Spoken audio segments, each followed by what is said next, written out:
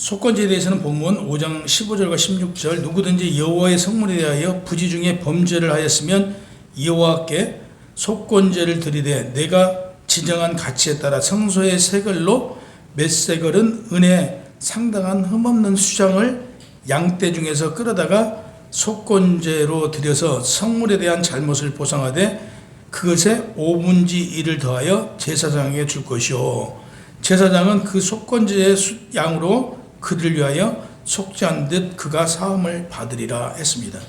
흠없는 양에 대해서는 베드로전서 1장 19절 오직 흠없고 점없는 어린 양 같은 그리스도의 보배로운 피로 된 것이라고 말씀하고 있습니다. 흠도 죄도 없는 어린 양 그리스도 예수를 나타내고 있습니다. 하나님께서 명하신 그 계명을 어길 경우에 속죄제를 드리지만 사람과 사람과의 관계에서 누군가에게 어떤 해를 입히면 속건제를 드려요. 그래서 1에서 4계명까지는 속죄제를 드리지만 5계명부터 10계명까지는 사람과의 관계, 그래서 속건제를 드렸다. 그런데 당시에도 그 속건제와 속죄제, 이게 정확히 구분이 안 돼서 그 속죄제를 드리면서도 속건제를 드렸고 속건제를 드려야 될 상황에도 속죄제를 같이 드렸다고 합니다.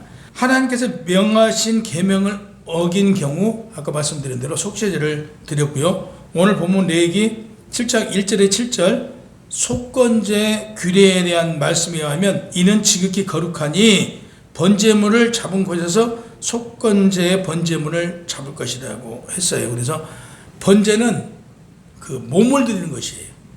소제는 마음을 바치는 거예요. 화목제는 성도의 삶을 드리는 거예요. 그리고 속죄제는 율법을 범하였을 때 죄사함을 받고자 드렸으면 속건제는 사람과 관계에서 법을 범하였을 때 하나님께 구하여 용서받아 관계 회복을 위하여 드렸던 것입니다. 속죄에 대해서는 번제와 화목제와 달리 내장과 기름, 두 콩팥은 속죄하는 사람의 마음이 콩팥에 있다는 의미로 온 마음을 다하여 불살라 드렸다는 의미가 내포되어 있습니다. 속건제를 들 때는 그 기름을 모두 들이되 곧 그 기름진 꼬리와 내장이 덮인 기름과 두 콩팥과 그의 기름 곧 허리 쪽에 있는 것과 간에 덮인 커플은 콩팥과 함께 떼어내어 제사장이 그것을 다 제단 위에서 불살라 여호와께 화제로 드렸습니다. 다시 얘기해서 우리 속죄제나 속건제는 온전히 아무것도 남기지 않고 당시 속죄제를 드리면서는 다 태워서 하나님께 올려드렸죠. 근데 속건제는 기름은 다 태워서 올려드렸는데 고기는 그 제사장이 남아서 먹었다라고 기록되어 있습니다. 하나님의 성물, 제물에 손을 댄 사람과 사람 사이 지켜야 할 계명을 범할 경우 속건제를 드렸어요. 그러니까 성물로는 흠없는 양을 드려야 했으며 손해배상으로는 제사장이 5분의 1을 더하여 드려야 했죠. 속죄제는 10계명 아까 말씀드렸죠. 1에서 4계명 대신 관계 계명을 범하였을 때 드렸고요. 속건제는 제5계명에서 10계명까지를 범하였을 때 드리는 제사였어요. 구분하기가 애매해서 당시에 거의 함께 드렸다고 말씀드렸죠. 번제는 영적인 의미로는 예수님께 당신의 생명을 바쳐 헌신하심을 속죄 나타내고 있습니다.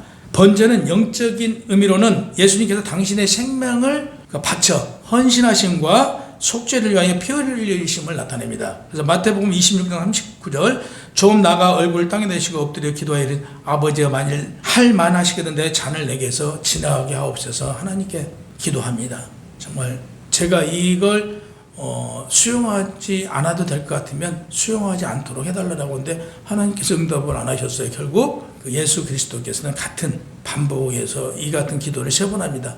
근데 이때요 예수님도 화가 되게 나셨을 것 같아요. 이때 예수님께서 그 제자들한테 갔더니 제자들은 자요. 그러니까 오직하면 예수님께서 너희는 나와 같이 1시간이라도 깨어서 이렇게 기도할 수 없느냐. 곧 내가 너희 곁에 있지 않는다. 내가 곧 떠날지언데 너희는 시험에 들지 않도록 기도하라. 이렇게 말하십니다. 에베소서 5장 2절에는 그리스도께서 너희를 사랑하신 것 같이 너희도 사랑 가운데 행하라. 우리를 위하여 자신을 버리사 향기로운 제물과 희생제물로 하나님께 드렸다라고 그래요. 누가? 예수 그리스도가. 그럼 우리도 마찬가지죠. 우리도 형제와 이웃을 위해서 우리를 드려야 돼요.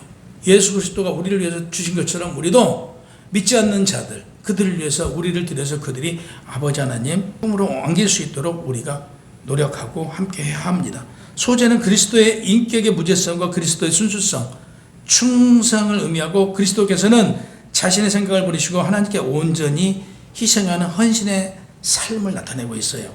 그래서 요한일서 3장 5절에 가면 예수님께서 우리 죄를 없애려고 나타나신 것 같이 너희가 안 하니 그에게는 죄가 없어요. 예수 그리스도는 죄도 흠도 없으신 분이라는 것을 요한일서 3장 5절에서 말씀하고 있죠. 고린도후서 5장 21절에 하나님의 죄를 알지를 못하신 이는 우리를 대신하여 죄를 삼으신 것은 우리로 하여금 그 안에서 하나님의 의가 되게 하려 하심이라 그랬어요. 우리 죄인들을 누구로 말미암아? 예수 그리스도로 말미암아 그 안에, 우리 안에 하나님의 의, 죄인이 의인이라 칭할 수 있는 이런 과정을 예수 그리스도로 말미암아 우리에게 의가 임하였다라고 말씀하고 있어요. 화목제는 그리스도 예수님께서 십자가에 피 흘려 죽으심으로써 인간의 죄를 대신하고 하나님과 성도를 화목하게 하신 내용이죠. 그래서 로마서 5장 1절 그러므로 우리가 믿음으로 의롭다 하심을 받았으니 우리 주 예수 그리스도로 말미암아 하나님과 화평을 누리자 그랬어요. 이 화목제는 하나님과의 관계예요. 예수 그리스도가 우리를 죄를 대신해서 지고 죽으셨죠. 그래서 그 죽으심으로 말미암아, 그분의 죽으심은 그분으로 말미암아 우리가 하나님과의 관계가 회복됐죠. 그래서 이게 화목제다. 그리스도께서 속죄 사역은 영문 밖에 피 흘리심의 죽음이라고 그랬어요.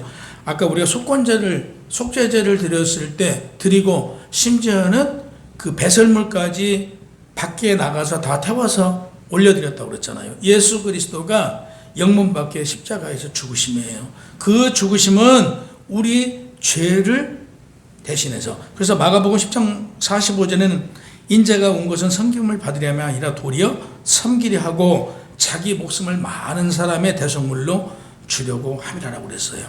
고린도후서 5장 20절 그러므로 우리가 그리스도를 대신하여 사신이 되어 하나님이 우리를 통해서 너희를 권면하신 것 같이 그리스도를 대신하여 간청하노니 너희는 하나님과 화목하라 했어요.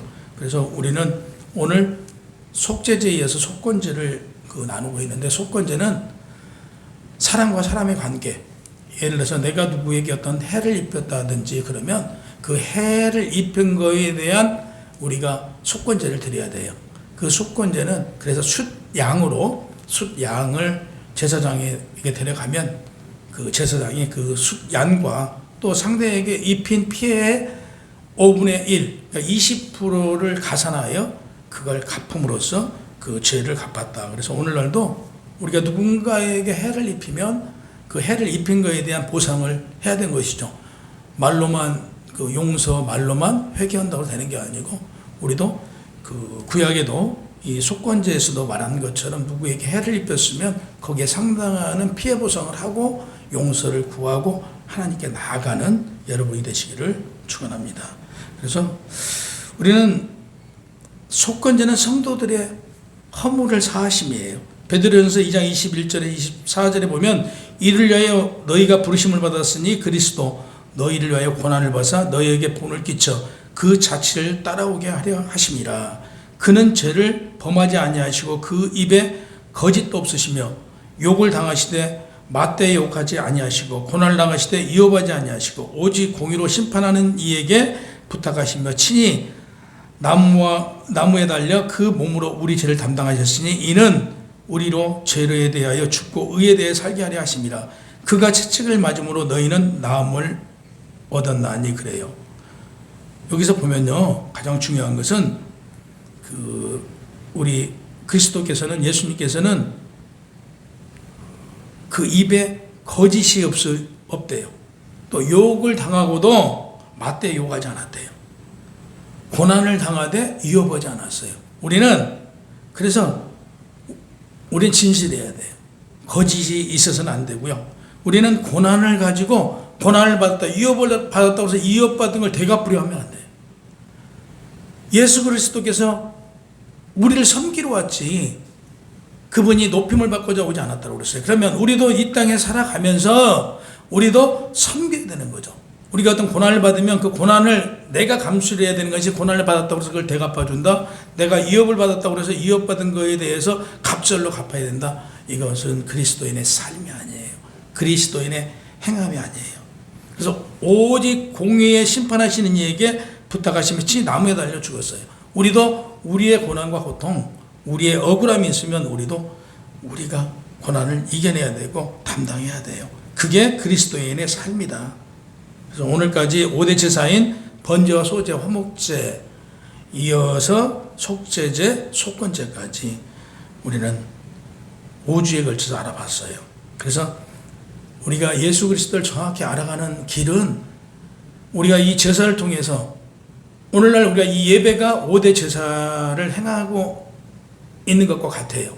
당시 구약에는 제사를 통해서 우리가 번제를 드렸고 또 소제를 드렸고 또 화목제를 드렸고 속죄제를 드렸고 속건제를 드렸지만 우리는 주일날 나와가지고 지금은 번제와 같은 또 소제와 같은 화목제와 같은 속죄제와 같은 속건제와 같은 우리의 제사함을 받고 있잖아요. 그래서 하나님께 우리가 직접 용서를 받고 용서를 구하고 이런 행위들을 주일 예배를 통해서 우리가 진행하고 있잖아요. 그래서 주일 예배에 구약에는 성소라고 하지만 우리가 교회에 주일에 나와서 아버지 하나님께 예배드리는 거 정말 신령과 진심으로 온 힘을 다하여 우리가 드려야 맞습니다. 우리가 죄를 멀리해야 된다.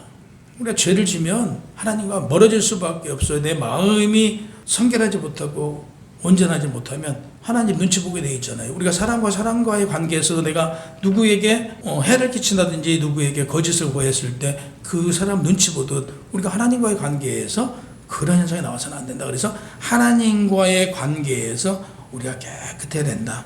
그래서 우리가 죄에 대해서 세상 속담에도 오이바다에 가서 신발 벗지 말라고 해요. 그래서 오해받을 짓, 하나님과 관계에서 우리가 어떤 하나님과의 관계에 조금이라도 해가 되는 일, 하나님과의 관계에서 오해되는 일, 이런 자리가 있다면 우리는 그 자리까지도 가지 말아야 돼요. 괜히 가고 나서 내 자의가 아니라 자의가 아닌 타의에 의해서 어떤 죄에 속하게 되더라도 그건 죄라고 분명히 말씀하고 계세요. 그래서 우리는 죄의 자리, 죄를 질 수 있는 자리는 회피하고 최대한 죄와 멀리하는 여러분이 되시기를 주님의 이름으로 축원합니다.